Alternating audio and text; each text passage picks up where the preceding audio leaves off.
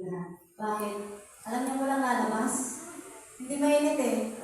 At saka kung lumabas ka, baka si Pastor Olivier na lang matira dito. Wala nang matitira. Kunti na nga lang tayo. Lalabas ka pa ba? Sabi, kaya pinangunahan ni Lord, huwag ka nang lumabas. Sabihin ko nga sa katabi mo, huwag kang lumabas. Yan. Kung may gusto pong mag-CR sa inyo, pwede na pong mag-CR para tuloy-tuloy na po tayo. Tayo po muna ay manalangin. Father God, we are thankful for this wonderful day. Wonderful atmosphere, Panginoon. Thank you, Panginoon, na alam namin, Lord, na sa pamagitan ng iyong salita dito, ay alam po namin, Lord, na itong panahon ito ay ginamit mo, Father God. Ang kami, Panginoon, ay maging komportable sa pakikinig ng iyong mahalagang salita para sa amin kami. Thank you so much, Lord, sa ilang mga pinakamalas na pagpuli ka sa Jesus' name.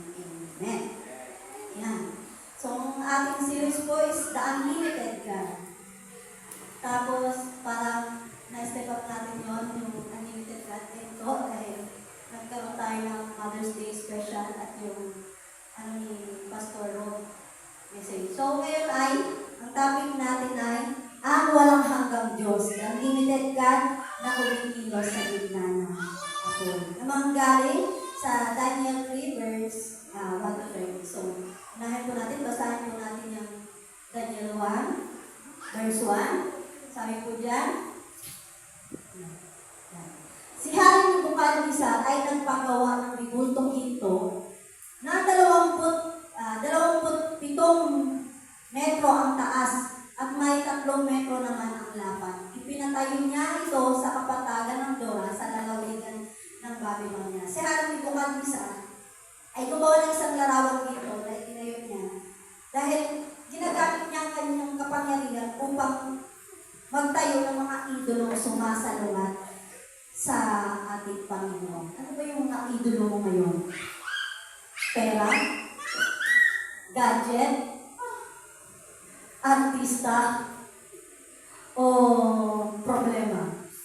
Kasi kapag ang problema daw ay masyado mong masyado mong pinoproblema, masyado mong inaalala, iniidolo mo na daw yung problema. Hindi lang pala yung mga gadgets, hindi lang pala yung mga artista ang iniidolo. Kasi kung ang buhay mo ay nakafocus lang dun sa problema mo, iniidolo mo na pala yun. Ngunit walang anumang idolo o larawang ito ang nahihangin sa kalwalhatian ng ating Panginoon. Then, tuloy po tayo. Yan. Pagkatapos pinatawag niya ang mga pinuno ng mga rehiyon, mga pinuno ng mga hukbo, mga gobernador ng mga lalawigan, mga tagapayo, mga ingat-yaman, mga hukbo, mga magistrado, at iba pang mga pinuno ng kaharian para sa pagtatalaga sa nasabing riboto. Next. Nang nasa harap na sila ng riboto, malakas na ipinahayag ang tagapagbalita, inuutos sa lahat ng tao mula sa lahat ng bansa at wika. Nalumuhod at sumamba sa ribotong ipinagawa ni Haring Nebukadnezar sa daling marinig ang tunog ng tambuli, flauta, lira, seta at alba at iba pang instrumento. Kaya nga, yan, kaya nga kapag ang mga flauta, lira, kapag tumutugtog tayo dito, ang ibig sabihin, karapat-dapat lang na tayo ang magpuri sa ating Panginoon. Kapag narinig ko may tumutugtog, huwag ka lang pasaan-saan pa ng pinutog ibang focus. Kasi dyan nga, marinig lang nila kahit hindi sa harap nila. Kailangan nilang lumuhod at sumamba dun sa pinagawa ng Nebukadnezar. Ginamit minsan ng sistema ang posisyon at influensya, ang kapangyarihan. Kapag nasa posisyon ka, makapangyarihan ka. Di ba? Ginagamit ang mga politiko natin yan. Upang pilitin ang tao na talimuran ang pananampalataya. Dahil sa paningin ng tao, kapag nasa mataas na posisyon sa gobyerno, ikaw ay makapangyarihan. Pero tandaan, nasa posisyon sila, kundi dahil inalaw sila ng Diyos na bibigyan ng pagkakataon na gamitin ito for the glory of God. Kaya lang ang ginawa ni Haring Nebukadnezar, sinalungat. Pero ikaw, dahil nasa posisyon ka, ikaw yung mga nanalo ngayon, talagang inalaw ni Lord May plano si Lord kung bakit sila ang nanalo. Kasi gusto ni Lord na gamitin yung posisyon nila. Sinong paman sa kanila, pinibigyan ng chance ni Lord. Na gamitin yung posisyon nila for the glory of God. Depende na lang sa kanila kung paano nila i-handle yun. Ang tunay na kapangyarihan ay nasa Diyos. Then, tuloy tayo. Sa 4, yan. Sino mang hindi sumunod sa unos na ito ay ihagis agad sa naglalagaglag ito. Ganon katindi. Kapag hindi ka nag-worship doon, hindi ka sumamba doon, ihuhulog ka sa naglalagaglag na apoy. Siguro kung naglalagaglag na apoy, siguro kung ganon yung sistema dito sa atin. Pag walang sisimba, walang nakain. Pag walang sisimba, mamamatay. Siguro lang sisimba. No? Pero hindi kasi ganun si Lord. Hindi namimilit si Lord, kundi binibigyan ka niya ng choice. Hindi niya pinipilit na sambahin mo siya. Binigyan ka niya ng freedom kung gusto mo siyang sambahin o hindi. Pero alam mo kung anong consequences. Di ba? Sila pinipilit nila para makilala yung Diyos nila. Pero si Lord, binigyan tayo ng freedom. Pero ikaw, na hindi sasamba sa ating Panginoon, meron din consequences yun. Diba? Next, tuloy tayo. Nang marinig nga ng mga tao ang tunog ng mga instrumento, agad silang lumuhod at sumamba sa ribotong ginto na pinagawa ni Hari Nebukadnezar. Ito yung nangyayari sa ibang bansa na kapag narinig nila yung tunog, diba lumuluhod kahit nasaan pa man sila makabutan. Lumuluhod sila at sumasabat na nanalangin. Kahit sa kalsada ka pa basta marinig mo, luluhod ka. Then, sinamantala ito ng ilang mga mamamayan ng Babylonia upang paratangan ang mga hudyo. Pinapakita dito kung gaano kalawak at istriktong pinairan. Ibig sabihin, talagang istrikto niyang pinapairan yung kanyang batas. Na kung wala kung sino ang hindi sasamba, ay kailangan mamatay. Pero tayo, hindi tayo stricto. Kaya nga depende sa inyo kung uupo ka dyan o hindi. Binigyan tayo ng freedom. No? Siguro kung ganyan ka-stricto yung pastor natin, o huwag ka na dyan sa bahay mo, pagpag-aari ng pastor yung lupa at saka yung mga bahay mo. Lumayas ka na dyan kung ayaw mo magsimba. Buti walang ganon. Hindi tayo tulad doon sa kanila. Kaya nga pinagpapala tayo ngayon ng ating Panginoon dahil lahat tayo ay free. Diba? Hindi ka tulad sa kanila na talagang sunod-sunuran ka dapat sa hari dahil kung hindi, mamamatay ka. Then, lahat ng tao mula sa iba't-ibang bansa, iba't ibang bansa at inutusang sumamba sa larawang ginto. Sa ilalim ng banta ng kamatayan, ginamit niya ang kanyang kapangyarihan na takutin. O ba naman? Sino kaya ang hindi sasamba kung natakot kang mamatay? Diba? Pero kung ikaw ay may paninindigan, hindi ka sasamba, ululuhod sa hindi mo kinikilala ng Diyos. Dahil ang pagsamba at pagluhod ay tanging sa ating Panginoon lamang. Amen?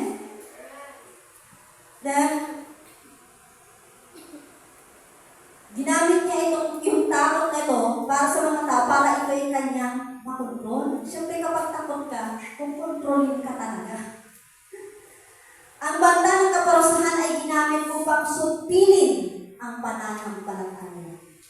Supilin ang yung pananampalataya. Sino kaya yun? Sino kaya gustong ganyan na kapag nasa ibang bansa ka di ba kapag nasa Muslim country ka, pag Kristiyano ka, hinuhuli nila. Maninindigan ka kaya? Or lilipat ka ng relihiyon? Ngunit ang kapangyarihan ng tao ay limitado. Tandaan natin, mapahali man siya man ang pinakamakapangyarihan sa mundo ito, limitado lang ang kanyang kapangyarihan. Amen? Dahil ang limitado ang kapangyarihan ng tao, pero ang Diyos has unlimited power. At dahil ang kanyang kapangyarihan ay hindi nalimitahan ng batas, kaharian o pangalit. Ang kapangyarihan ng Diyos ay hindi kailangan kapangyarihan ng Diyos ay hindi kailangan butin ka. Hindi ito nalilimitahan ng batas ng anumang kaharian o ng anumang pangalan. Because God has unlimited power.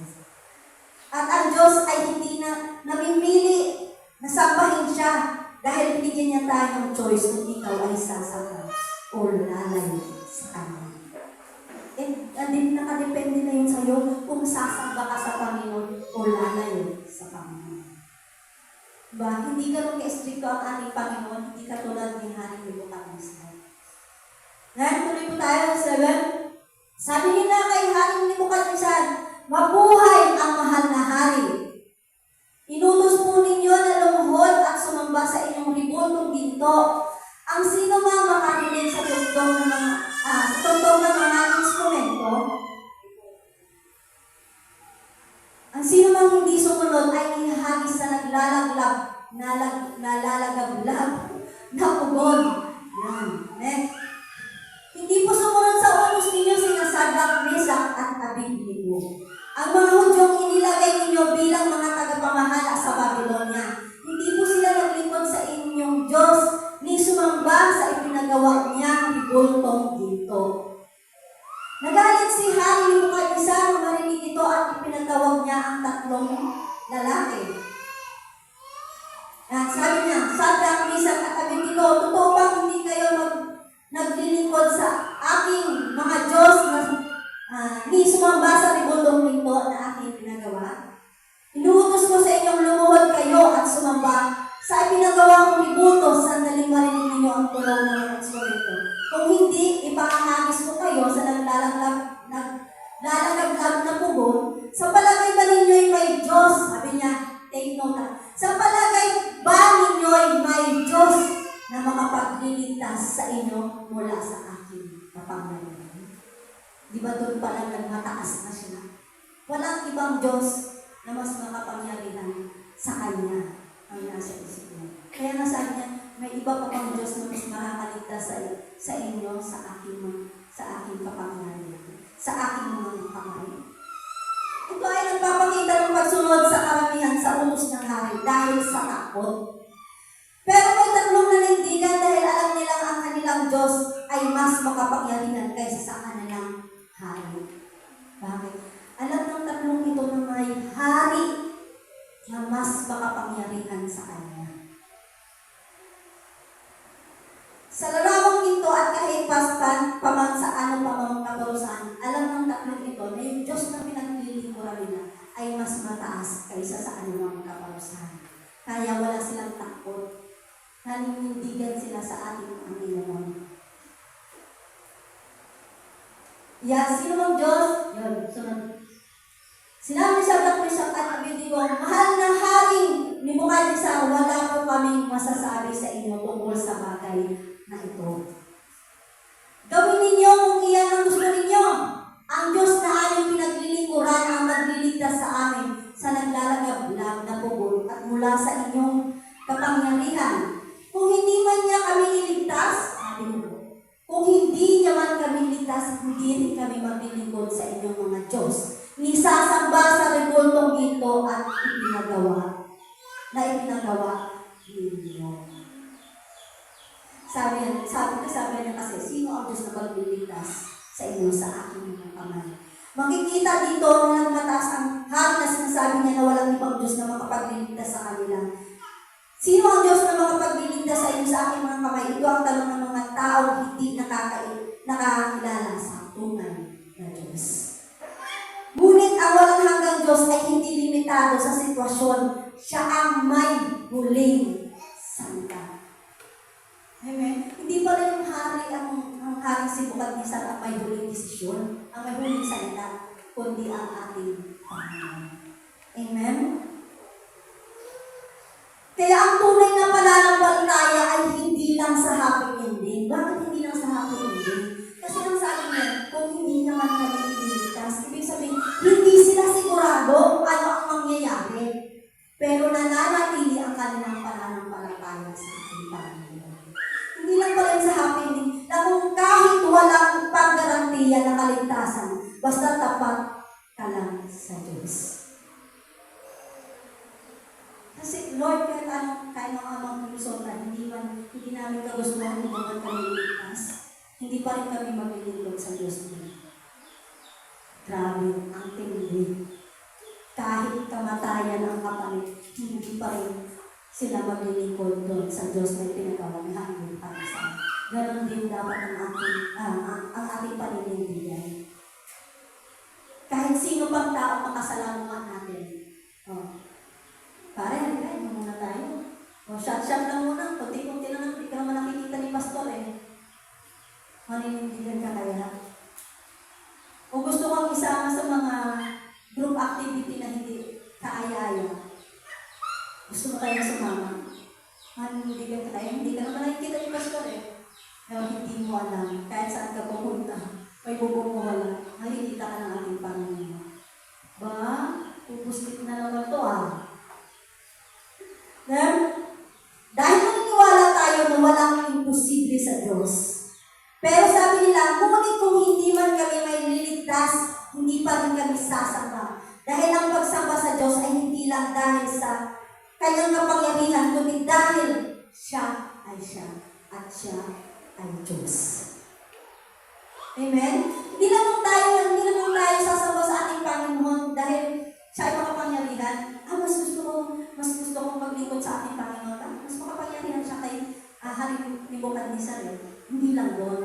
Naglilingkod tayo sa ating Panginoon. Sumasamba tayo sa ating Panginoon. Dahil ang Diyos ay Diyos. Then, ang Diyos ay hindi lang dahil sa kanyang kapangyarihan, kundi ang Diyos ay unlimited, pero ang kanilang katapatan ay hindi nakabase sa resulta. Ibig sabihin, wala pa man, naninindigan na sila, hindi nila alam kung ano ang magiging resulta. So, hindi sila after kung ililigtas sila ng Panginoon o hindi, basta sila ay naninindigan. Ganun ang mananampalataya. Dahil sa atin, kung ano ang magiging resulta ng ginagawa natin, kung ano ang magiging resulta ng panalangin natin sa Panginoon, at hindi binigay ng Panginoon, hindi yun ang basihan. Na hindi natupad ang iyong panalangin, hindi ka nasasamba. Ang tatlong ito, Lord, kung hindi mo man kami iniligtas, doesn't matter. As long as tapat kami sa inyo. At alam namin ang aming Diyos ay makapangyarihan at buhay. Amen? Palakpakan nga ba natin ang aming Panginoon? Kaya sabihin mo sa tabi mo, hindi tayo nakabase sa resulta. Amen. Hindi tayo nakabase sa magandang resulta lang.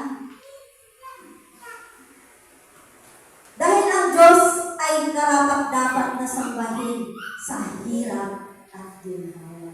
Kailangan mo lang ba sumamba kapag gumiginhawa ka? Paano kung humihirap ka, hindi ka nasasamba? Kaya nga sila, gusto nilang sambahin, gusto nilang naging tapat sila sa ating Panginoon, makaranas man sila ng kamatayan. Kaya nararapat lang na ang ating Panginoon ay sambahin sa hirap at ginhawa. Amen? Then, tuloy tayo. Yan. Namula ang hari-hari ni Nebukadnezar. Sa tindi ng galit kina Shadrach, Meshach at Abednego, ibig sabihin, syempre, galit na galit ito. Parang napakan yung ego niya. Parang napakan yung pride niya. Dahil syempre, hari ako, ba't hindi niyo ako susundin? Kaya inutos niyang painitin pa ng 7 ulit ang tugon.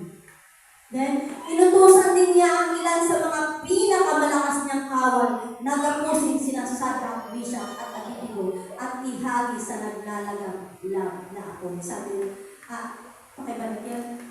Pakibalik. Yan. Sabi niya, inutusan ang ilan sa pinakamalakas. Ang pinadala ni Hari Nebukadnezar para bantayan yung tablets, yung pinakamalakas niyang tagapagbantay. Dahil bakit kaya yung pinakamalakas?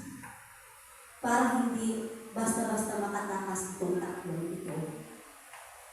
Ibig sabihin, talagang pinakamatindi yung gagawin sa kanila. Dahil kung hindi sila makatakas doon sa kamatayan. Dahil napakan yung pride ng hari.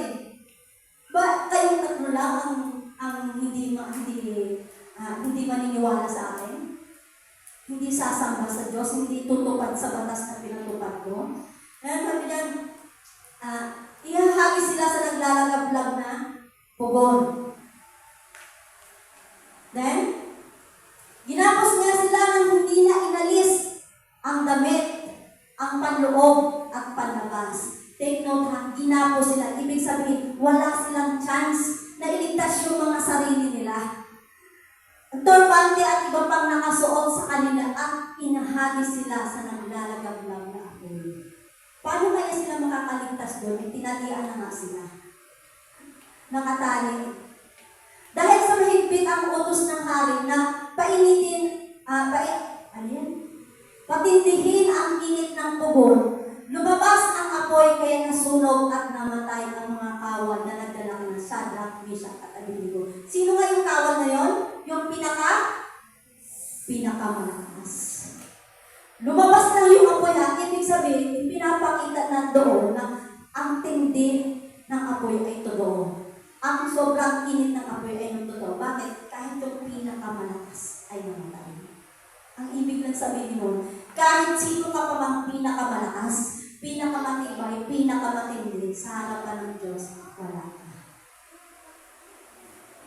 Walang sino mang pinakamalakas sa atin, sa harap ng ating Panginoon.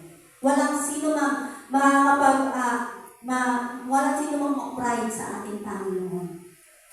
Walang sino mang makatataas sa ating Panginoon.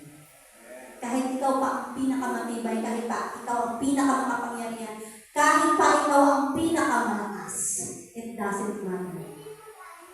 Dahil unlimited ang kapangyarihan ng ating Panginoon. Dahil sa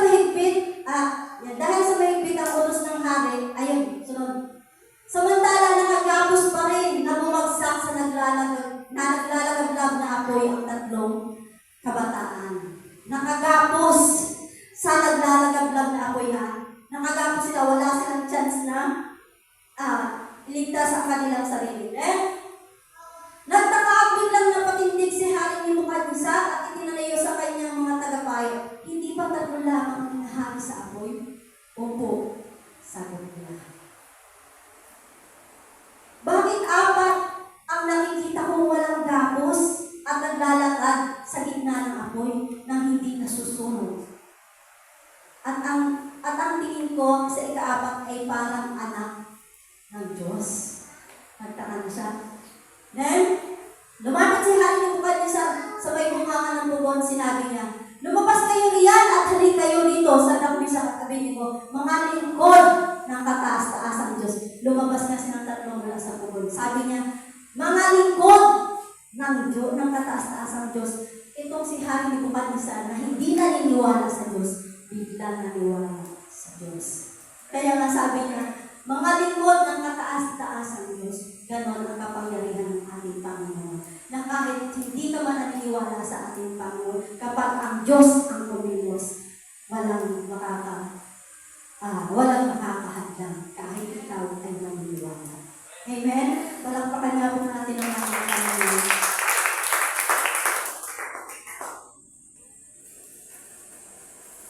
Kapag tumindi ang apoy, huwag matakot. Ibig sabihin niyon, malapit nang gumawa ng milagro ang Diyos. Yun pala, habang tayo ay mas pinapalalim o mas pinapatindi yung ating mga problema, doon gumagalaw ang ating Panginoon. Yun pala, Lord, sobrang tindi na itong ating problema. So yun pala, after doon, hindi tayo ako dun sa problema, but after the problem, dun yung himala ng ating Panginoon. Ang init ay pagsubok, pero hindi ito ang huling kabanata. Marami na tayong problema na nasolusyonan. Hindi nyo ba na-appreciate yun? Lord, ilang taon na ako ngayon? Nasa 54, 70, pero lahat ng problema dumaan sa buhay ko, nasolusyonan sa tulong ng ating Panginoon. Kaya kung may dumaan pang problema sa'yo, alam mo na, hindi tatagal. Bakit? Dahil may susunod pa na mas matindi.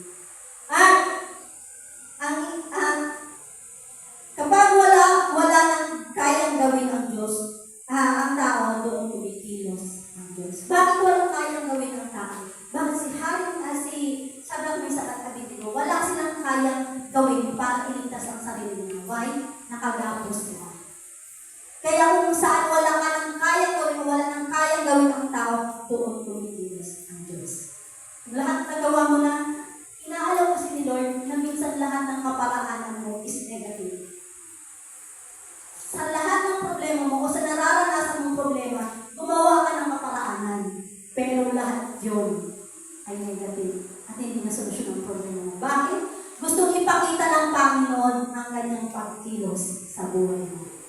Walang ibang Diyos na makaliligtas sa iyo, solusyon ng problema mo kundi ang Diyos. Amen? Palakpakan na po natin ang ating Panginoon.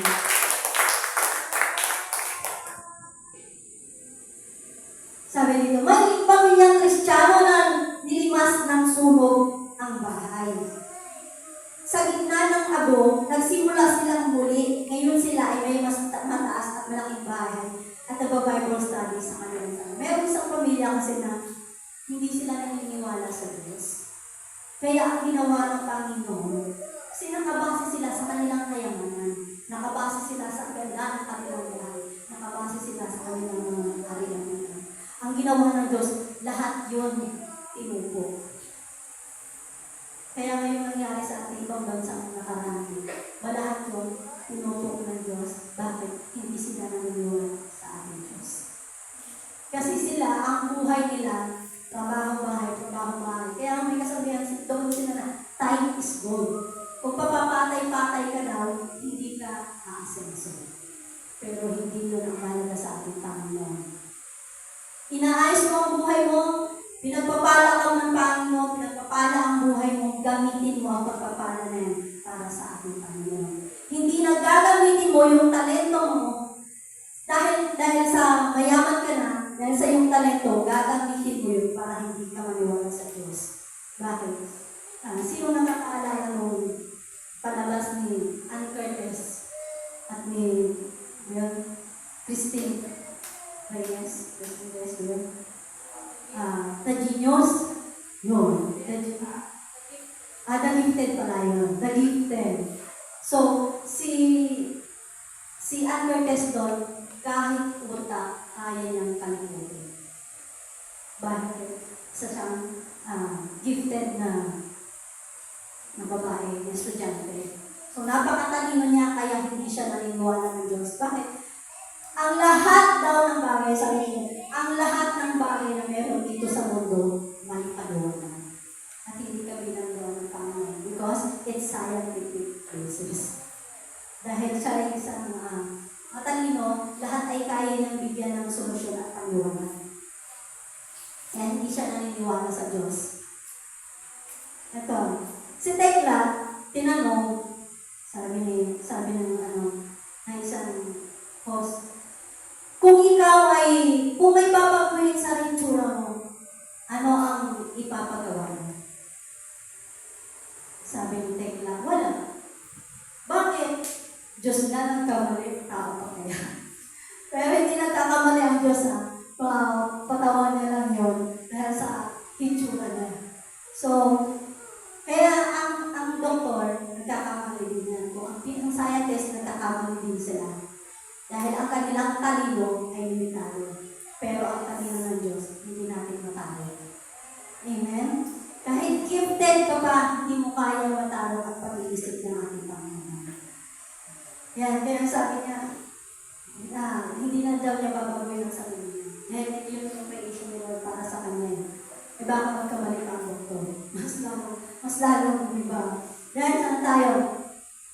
At lumapit sa kanila ang lahat ng mga pinuno ng kaharian. May pabalik nga doon sa atin. Yan. Ayun, sunod na. Dahil at lumapit sa kanila ang lahat ng mga pinuno ng kaharian. Tinignan silang mabuti ng mga ito.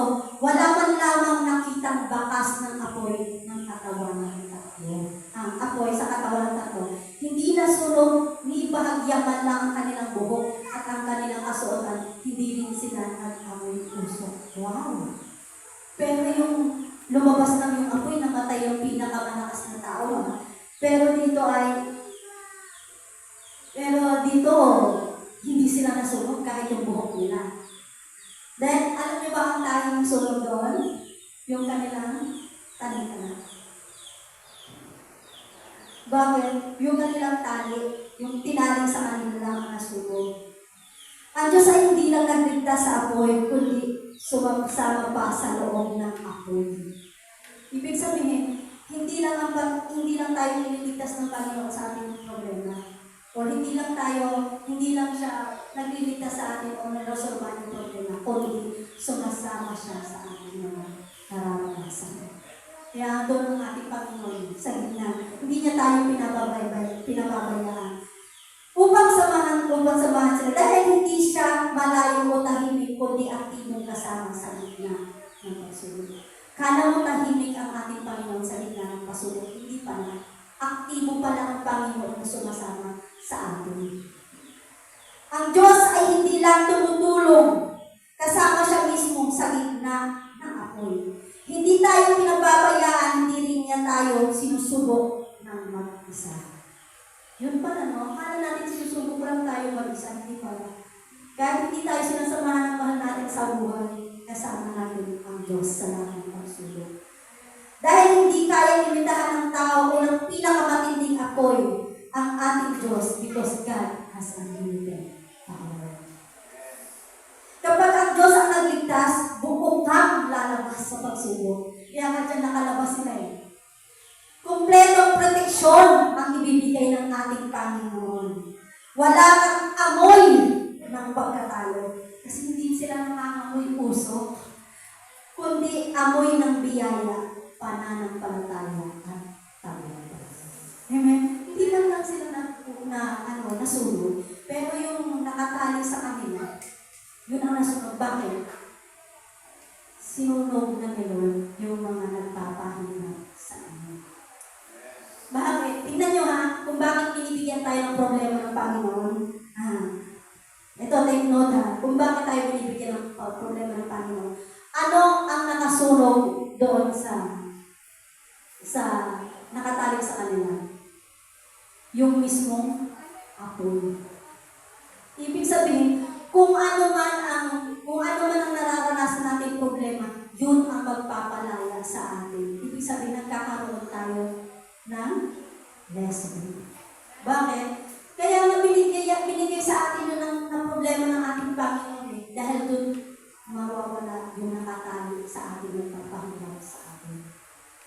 Yun pala yun, no? Dahil dun tayo yung apoy na yun, nakasulong ng tayo, nagpapahirap sa'yo. Mismo yung problema mo ang gagamitin ng Panginoon para yung nararanasan mong kahirapan, mawala. Amen? Ganun katindi ang Panginoon, palagpakan nga po natin ang ating Panginoon. Kaya wala kang bahid ng pagkatalo, wala kang bahid ng sabi yan, wala kang amoy, hindi sila amoy puso dahil hindi ka amoy ng pagkatalo. Amoy ka ng tagumpay. Dahil ang Diyos mo ay ang ating Diyos, ang Panginoong Hesus. Palakpakan po natin ang ating Panginoon. Na lahat, hindi lang niya tayo iaahon sa pagsubok. Bibigyan niya tayo ng amoy ng tagumpay. Amen? Then, next. Kaya pinaputos ko, simula sa alinmang lahi, bansa o wika, magsasalita laban sa Diyos, minsan sa katabi ko, ay papatayin at ang kanilang bahay ay wawasakin. Biglang nagkaroon ng twist. Mabaliktad. Sa halip na itong tatlong ito, na pinarusahan, dahil sila lamang tatlo na hindi naniwala sa ating Panginoon. Mabaliktad. Yung Diyos na naman nila ang sasabi. Take note, yung hari ito ang nagputos. Ibig sabihin, may plano ang Lord. Kaya pala kahit isa kang pagdating sa gobyerno, nilalagay ni Lord, inaalam ni Lord. Bakit? Tulad nito, pwede siyang i-twist ng Panginoon. Pwede siyang baguhin at gamitin for the glory of God. Tingnan mo, lahat ng bansa ay sasamba sa Diyos ng tatlong ito. Dahil yung pinakamakapangyarihan na hindi naniniwala sa Diyos, biglang na-twist at ginamit ng Panginoon para ang buong bansa ay maglingkod sa ating Panginoon. Amen? Palakpakan po natin ang ating Panginoon. Yun pala yung reason. Kaya pala hindi dapat tayo mag-unakit, Lord, bakit yung pinagpili namin dapat na mamuno ay hindi na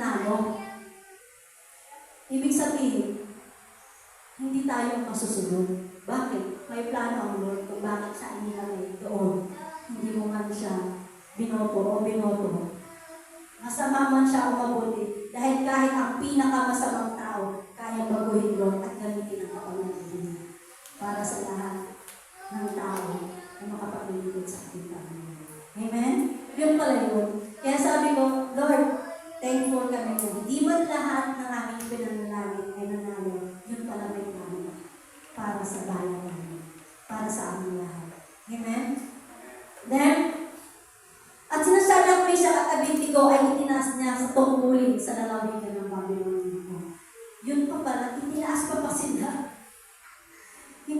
Dahil sa paninindigan mo, halimbawa sa trabaho, yan, gusto niyong lamangan yung boss. Dahil hindi kayo pinapasahod na maayos, gusto mo yung mga gamit niya makawin. Kapag ikaw ay naninindigan, hindi ka makikisama sa mga tao mo. At kapag naninindigan ka sa Diyos, naging tapat ka sa boss mo, itataas ka ng Diyos. Right? Hindi mo kailangan makasama sa ginagawa nila kahit naghihirap ka. Bakit? May plano ang Diyos sa iyo. Gusto niya lang makita na naninindigan ka sa pananampalataya mo. Right? Sunod? Wala na, okay na yun. Wala na pala. Yun na yung last. Kaya sabi dito, maging ang hari ay napilitang kilalanin ang walang hanggang Diyos. Kapag ang Diyos ang tumilos, kahit ang kalaban ay yumuyo sa Kanya. Amen.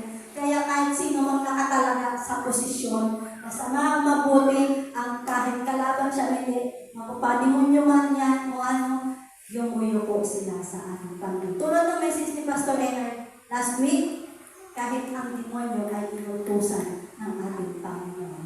Amen? Kaya nga, yan.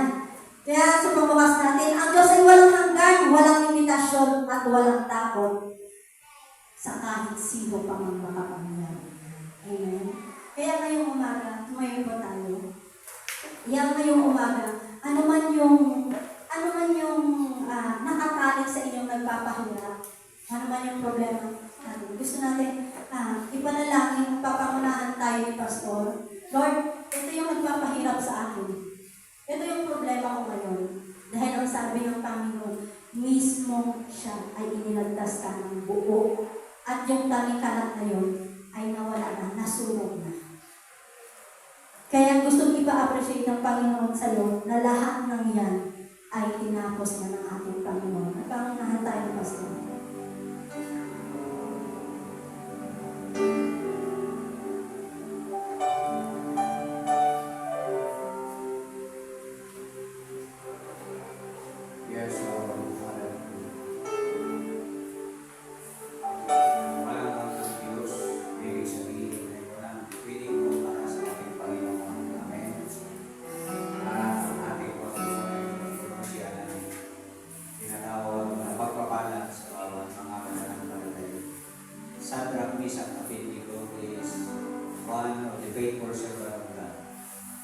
Katulad din natin ngayon, kapag ikaw ay faithful servant of God, nandoon yung tinatawag na parent trials. Alam mo yung mga parent trials, yung hindi kayang arugin ng mga trials, hindi kayang pagbasan ng ibang mga trials. Ibig sabihin, matinding mga trials sa mga mananampalataya ngayon. Dahil sa paggawa ng isang revolver, ay sila ba ay mga tatlong leader na itinalaga ng ating Panginoon sa panahon na ninyo po nabugat na sa diba? Ang tatlong mudyo ng mga matitibay alalakas. Pero naroon sila na subok ng ating Panginoon. Meron din sa atin ngayon, doon din ikaw sinusubok sa iyong katibayan, sa iyong tinatawag ng matibay na pananampalataya. Kaya sa atin ay wala pa tayong exempted kapag ikaw ay anak ng Diyos na matibay, nandoon ang tinatawag ng mga peritaya na dumarating sa buhay sa isang subalit, tingnan po natin ang mga nangyari. Itong bisis na pinainit ang puon ayon doon sa utos ng hari. Pero bakit sila doon na nakasali. Wala na silang namin. At sila pa ay nagpupuri doon sa ilalim ng puno na yun. Diba? At hindi lang sila ng tatlo, kundi naging apat na sila. At ang sabi ng hari, ang ika-apat ay parang isang anak ng mga Diyos. Kahit yung hari ay nagkaroon din siya ng tinatawag na revelation at manifestation na ibang klase ng pagkikawalan ng Diyos. Amen? Mayroon kang nakikita. Ang prueba doon ay doon sa mata ng hari na ibang klase itong tatlo na ito. Kaya tayo mga anak ng Diyos, ibang klase din tayo. Amen? Ibang klase tayo.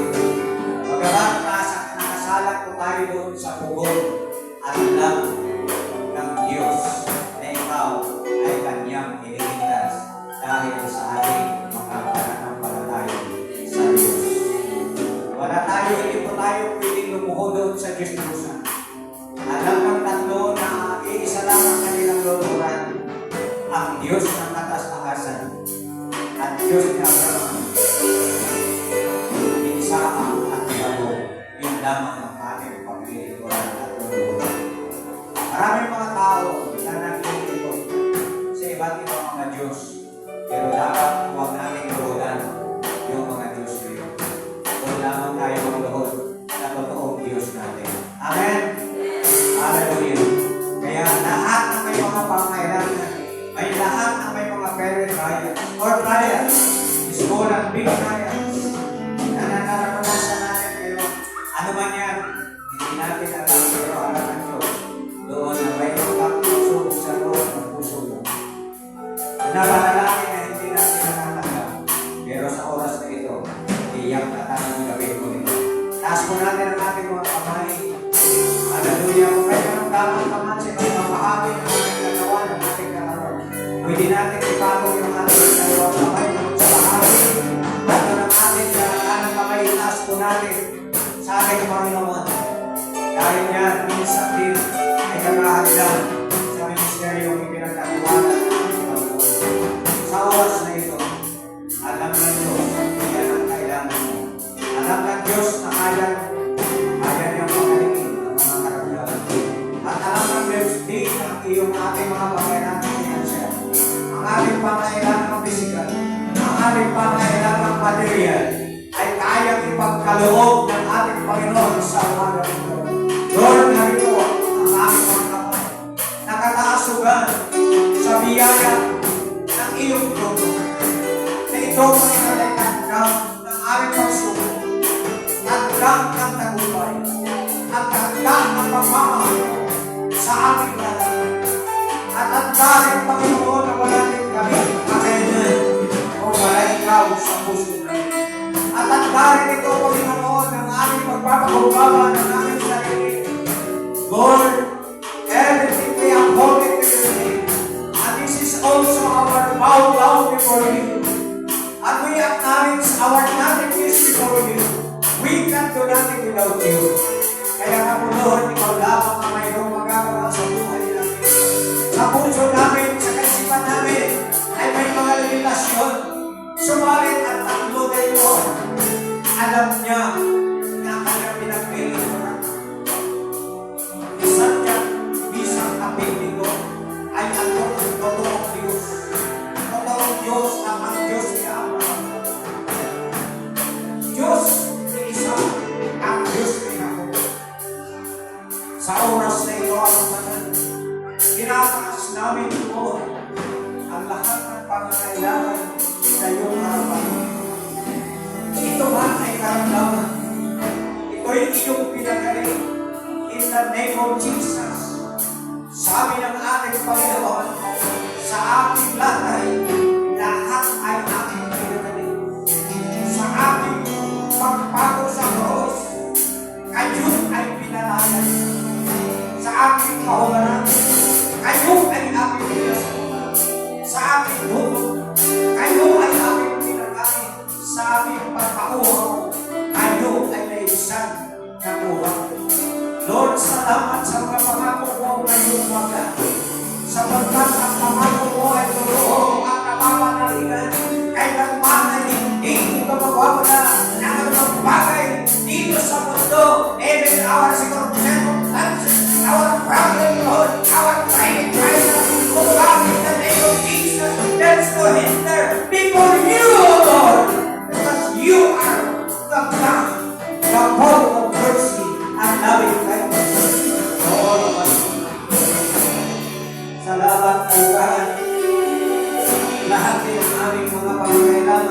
siya. Alam ko na binugon mo na ito sa aming mga meetings, sa aming po, Panginoon, mga temple church. Aniyo na kayo pinalayan ko. Lord, salamat sapagkat you are the everything and you are the Jehovah Jireh. Hallelujah, you are the provider of everything. Lord, ang iyong pangalan. And you are the Jehovah Nissi. You are the Jehovah Shalom, O God. Hallelujah, you are our banner. You are our deliverance. Hallelujah. Kaya nga po, Panginoon, ngayong oras na ito, maraming salamat sa tinaas namin mga kamay. Alam ko na makapag-community, alam ko na ang lahat ng aming mga suliranin ay iyo na lang pinaglang sa trono na iyong biyaya at kami, Panginoon,